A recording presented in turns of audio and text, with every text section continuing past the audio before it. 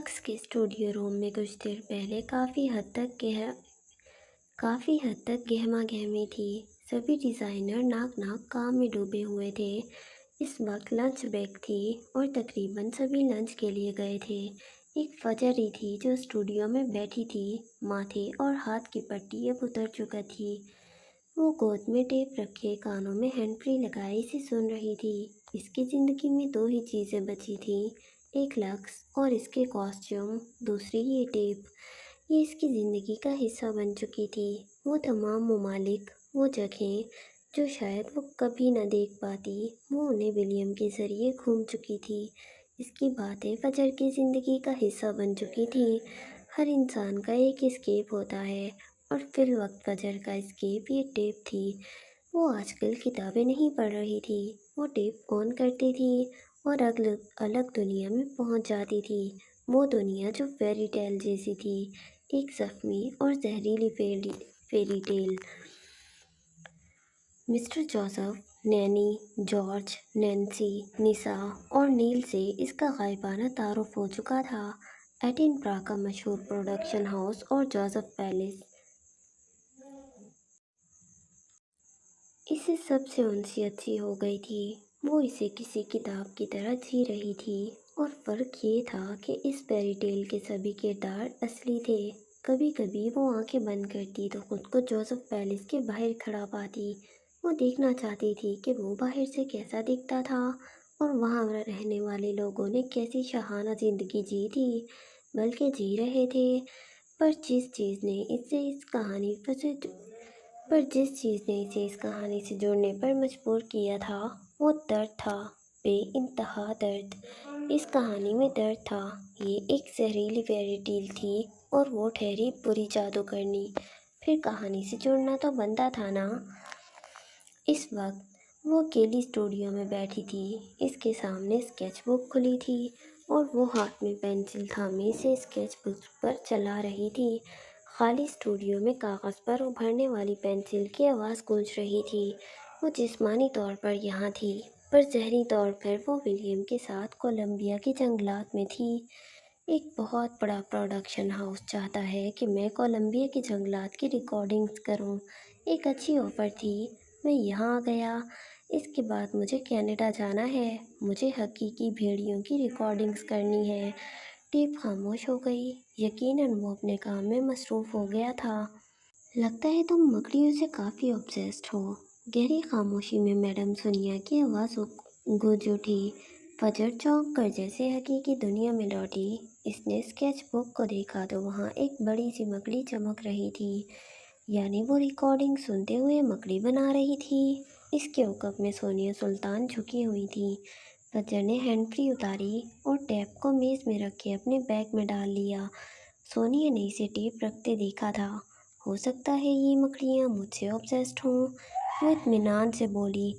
वो ख्वाब आज भी जो याद से याद था। चेहरे पर पेशा वराना मुस्कुराहट थी। सोनिया घूम कर इसके सामने आई और मेज़ की दूसरी जानिब रखी कुर्सी पर बैठ गई। दाईं जानिब भी तीन पुतलों पर तीन कॉस्ट्यूम लटके थे जो आखिरी मराहिल में थे। वो इतने खूबसूरत और सेहर अंगेज़ थे कि उन्हें देखते रहने को दिल करता था। काफ़ी दिनों से तुमसे मुलाकात नहीं हुई, कैसी हो?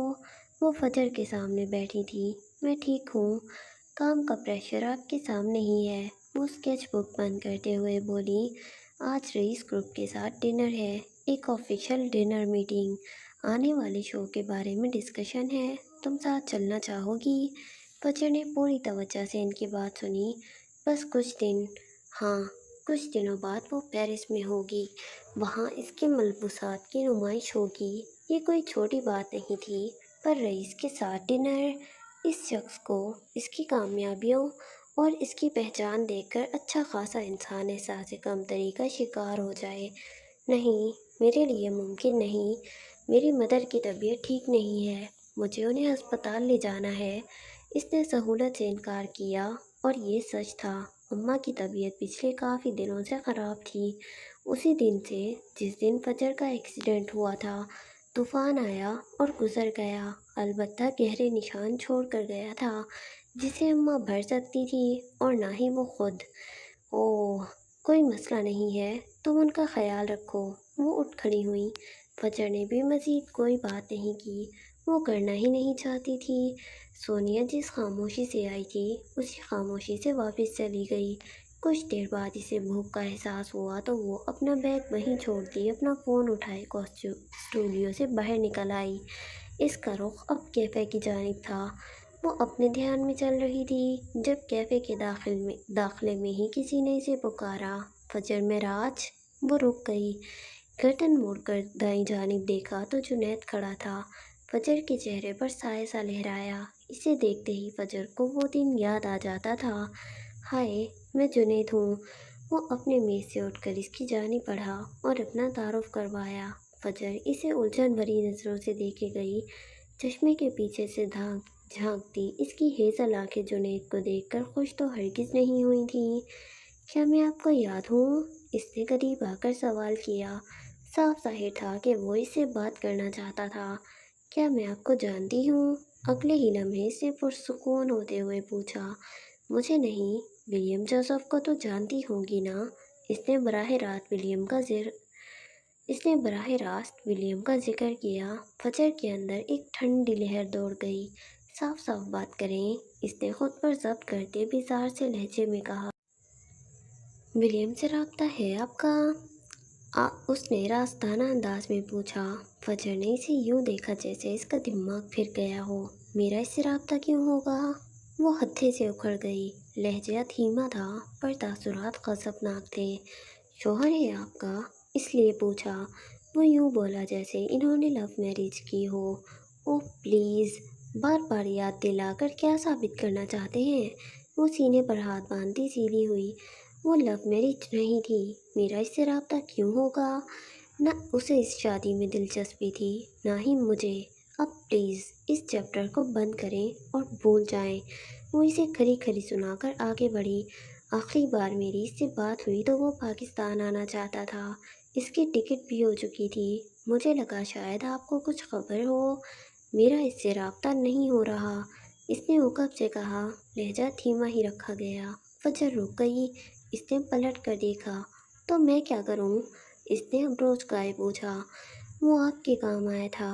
वो आपके काम आया तब जब आपको ज़रूरत थी। आप चाहे इसे अपना शौहर ना माने, पर एक इंसान की हैसियत से आप इससे रब्ता तो कर ही सकती हैं ना। वो आपके लिए वापस आना चाहता था। इसके अल्फाज में ऐसा कुछ था कि फजर साकित हो गई। कोई कई लम्हे वो जुनैद को देखे गई। वो इसके लिए वापस आना चाहता था? ये कैसे मुमकिन है? और क्यों? वो क्यों आना चाहता था? और फिर आया क्यों नहीं? कई सवाल जहन में गूंज गए। वो इसे कई सानिये देखती रही और फिर बिना कुछ कहे पलट गई। फूड कोर्ट लोगों से भरा हुआ था। वो निस्बतन एक पुरसुकून कोना तलाश करके बैठ गई। मेज़ खाली थी। वो अकेले बैठना चाहती थी ताकि कुछ सोच सके। जुनैद ने इसे बातों में उलझा दिया था। इसने इसी उलझन में लंच ऑर्डर किया और खाने के बाद कॉफ़ी का मग लेते फूड कोर्ट से बाहर निकल आई। स्टूडियो पहुंचकर इसने कॉफ़ी मेज़ पर रखी और अपना बैग टटोलने लगी। कुछ देर टटोलने के बाद बिलाखिर इसे वो विजिटिंग कार्ड मिल ही गया था। विलियम जोसेफ का विजिटिंग कार्ड। अजीब से एहसासात थे। वो इस कार्ड को देखे गई।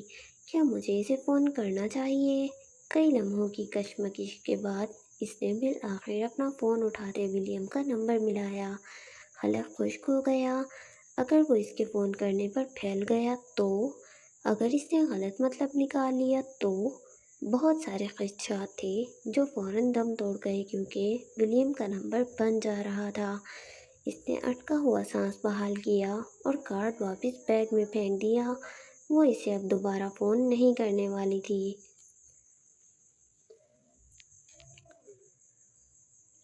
जोसेफ पैलेस के सभी कोनों खुदरों की तलाशी के बाद भी विलियम कहीं नहीं मिला था।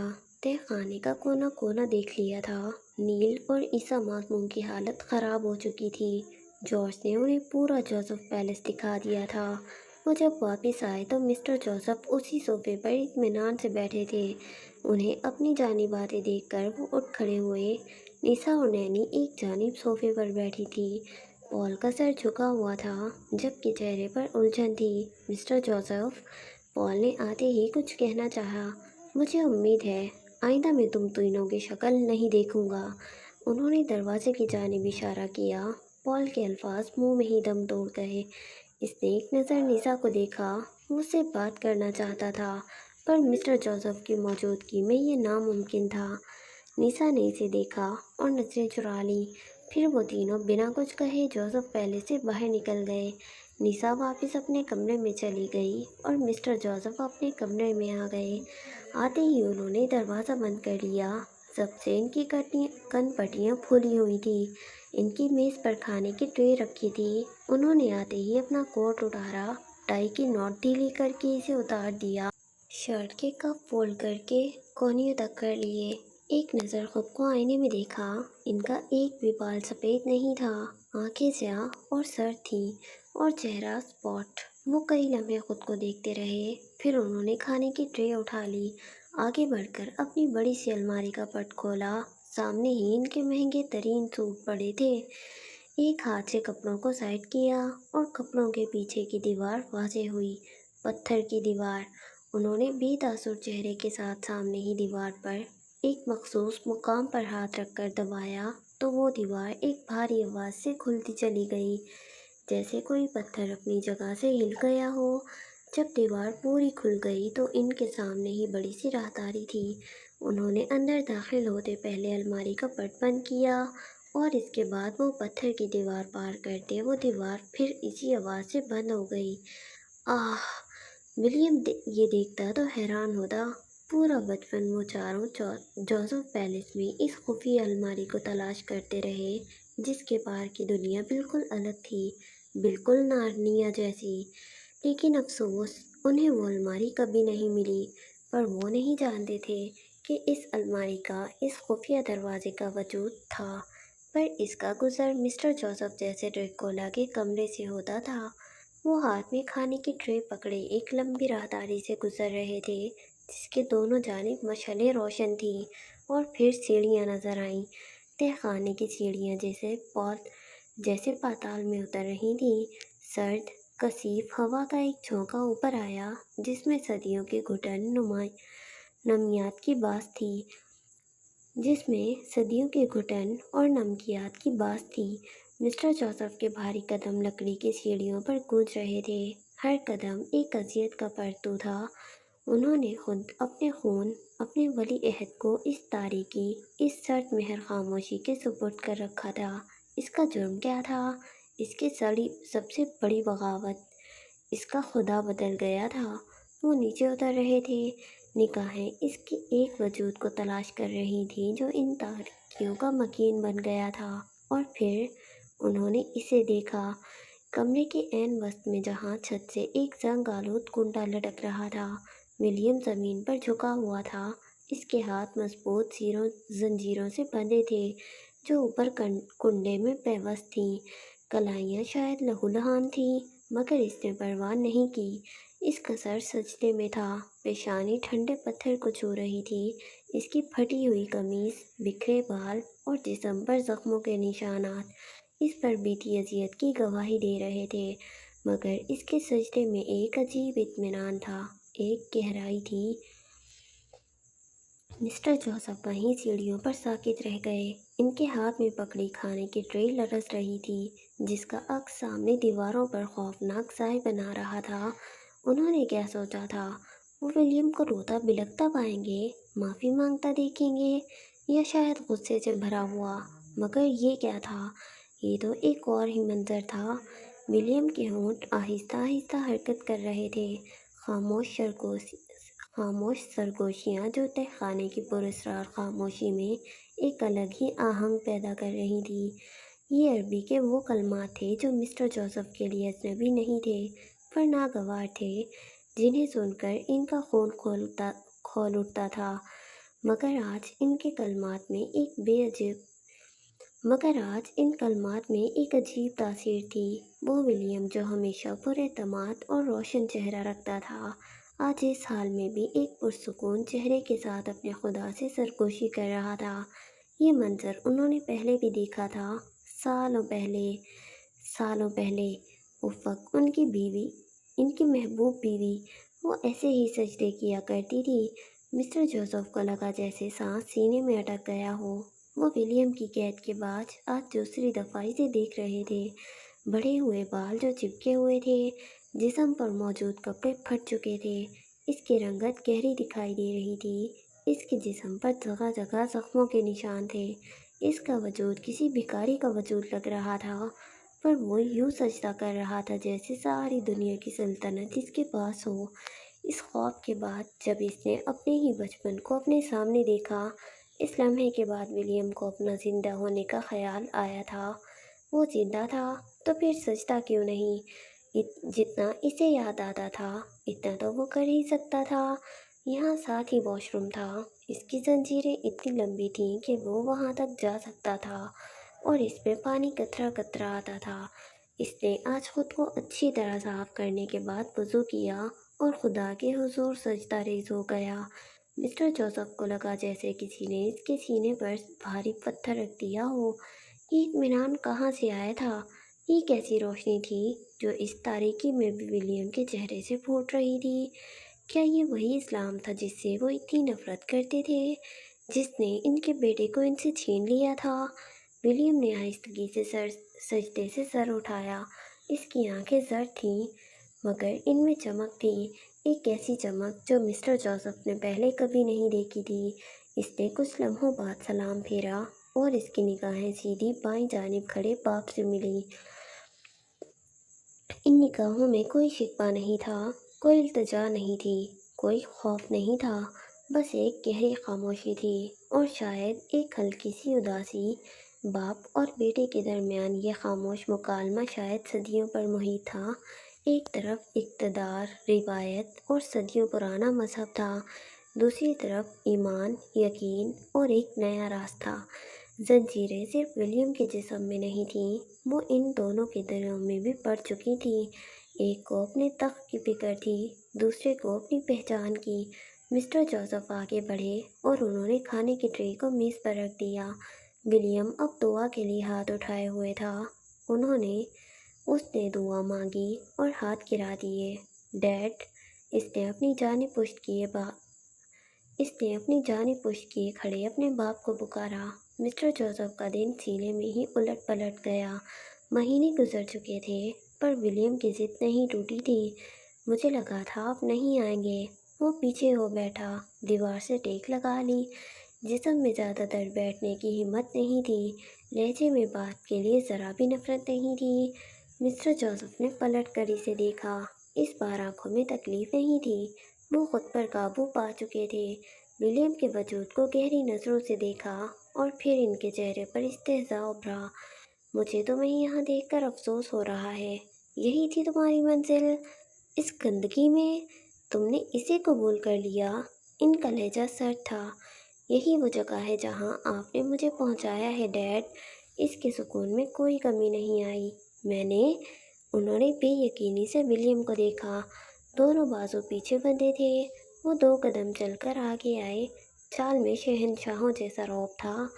मैंने तो तुम्हारे लिए एक सल्तनत खड़ी की थी, नाम, शोहरत, दौलत, हर वो चीज़ जिसका कोई ख्वाब देखता है। और तुमने क्या किया? सब कुछ ठुकरा दिया इस हकीर गुमनाम जिंदगी के लिए। इनका लहजा तंजिया था। इनके अंदर जैसे आतिश फिशां उबल रहा हो। वो आपकी नज़र में हकीर होगी, मेरी नज़र में वो सुकून है, असली खुशी है। वो ज़िंदगी है जो दिखावे से पाक है। वो दीवार से सर टिकाए आंखें बंद किए बैठा रहा। दिखावा? तुम इसे दिखावा कहते हो? ये मेरा काम है, मेरी पहचान।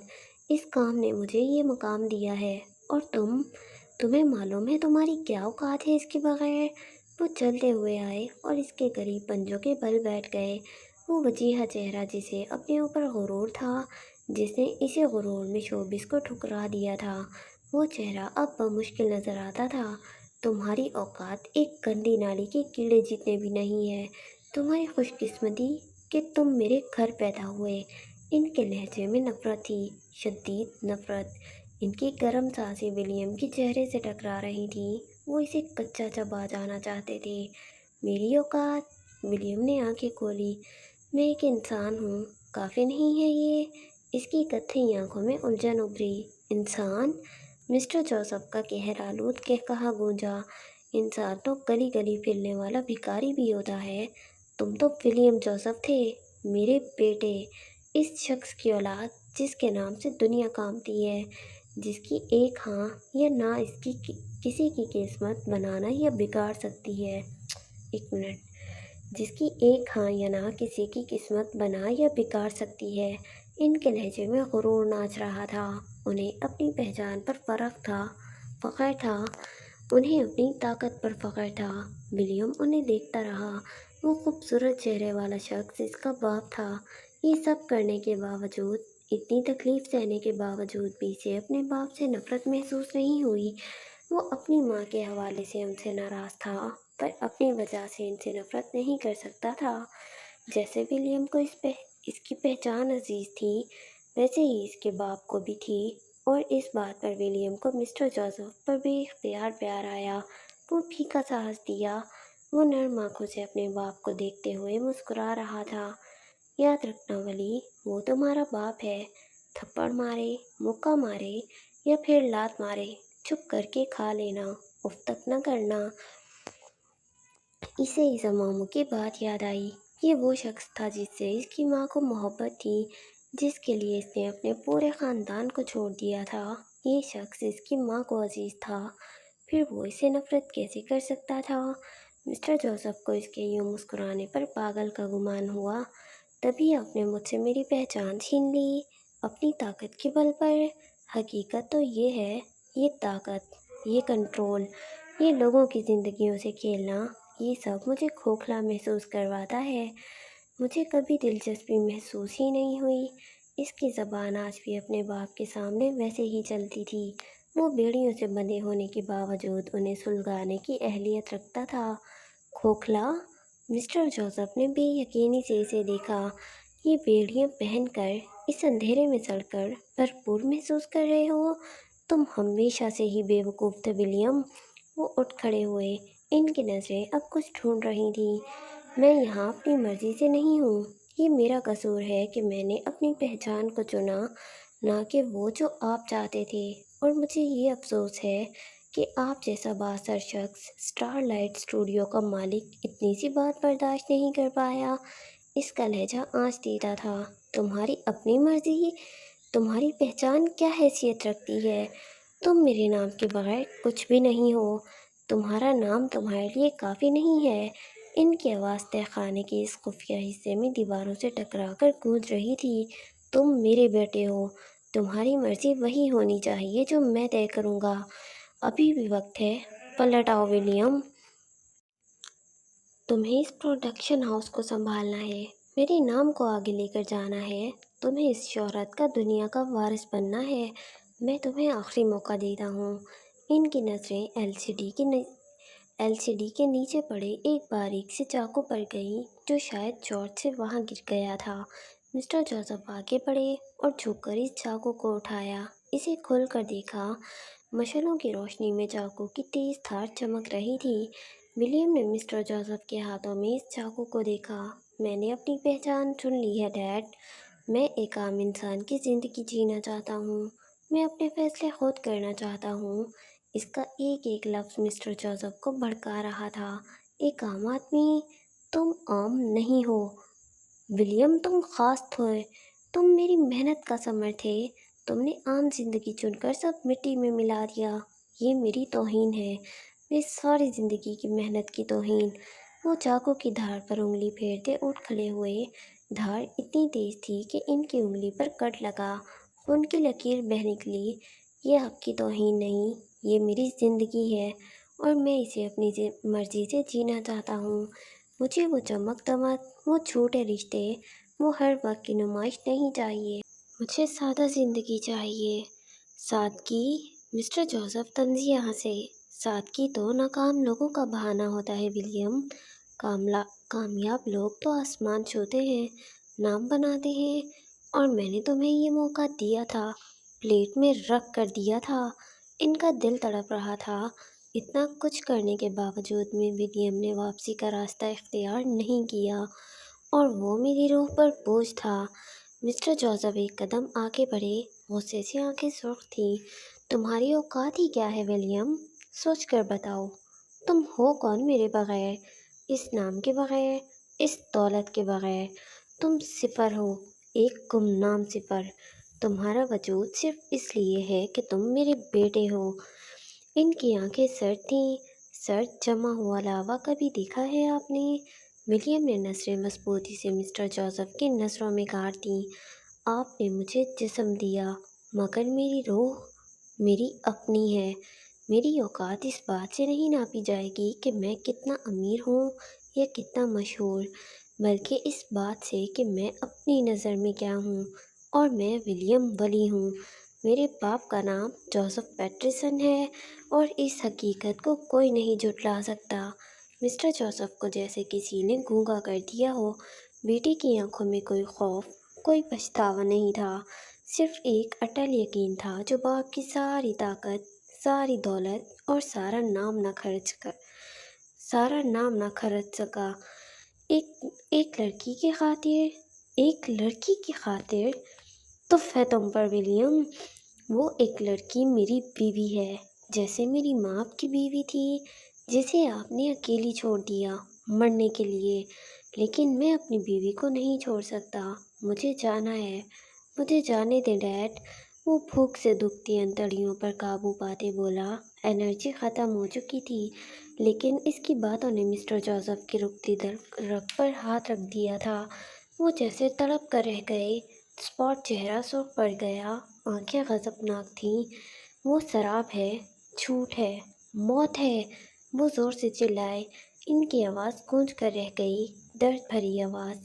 وہ تم سے تمہارا سب چھین لے گی۔ ماضی کے سارے زخم ادھر چکے تھے، پھر بھی میں اسے اکیلا نہیں چھوڑوں گا۔ اس نے جتاتی نظریں باپ پر ڈالیں۔ اسے دکھ تھا کہ اس کے باپ نے اس کی ماں کو اکیلے چھوڑ دیا تھا۔ مسٹر جوزف نے اس کی بات سنی اور پھر آگے بڑھ کر پنجوں کے بل اس کے سامنے بیٹھ گئے، اس کی آنکھوں میں آنکھیں ڈالیں۔